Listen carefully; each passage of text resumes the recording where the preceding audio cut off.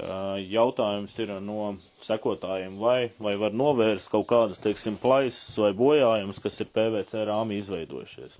Es teikšu tā, tas klasiskais bojājums ir, bet viņš ir reta parādība. Protams, ka ieplīst kāda no lodējuma vietām.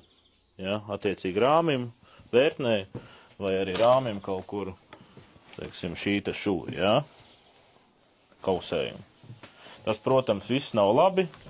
Ja, labojams īsti tas nav, bet ir tā, ja tā plaisa ir tikai vienā plaknē, viņa nav caurījoša, un, teiksim, loks tajā brīdī viss strādā un nekas neķerās, es teikšu, ka tur tāda problēma daļai var dzīvot, un tas nav nekas traks.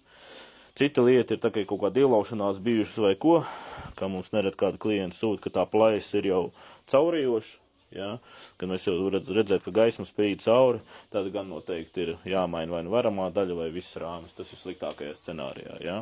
Cita lieta ir, teiksim, kaut kāds iesitums, ja, vai teiksim, skrāpējums. Ja, nu, viņš arī īsti nav pulējams. Īsti nav. Ja, kaut ko špaktelēt, darīt, nu, logam tādas lietas nedara. Un ja ir izsists robiņš, vai tas kaut ko ietekmēs? Noteikti, ka nē, tikai vizuālo. Tas ir vizuālais kasjaks tikai.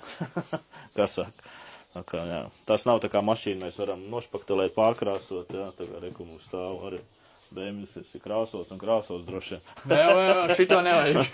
Bet plasmas, jā, plasmas neviens nekrāso vēl jau vairāk, ja, teiksim, problēma ir, kur ir tāds lamināts virsū, kur ir struktūra, ja šeit ir kaut kā, teiksim, celtnieka ar špakteļu lāpstams, negrib aprunāt celtnieks, ja, bet celtniecības gaitā šādi tādas problēmas ir, ja, nu, diemžēl, uz šiem strukturētajiem toņiem arī tās problēmas nav risināmas, ja.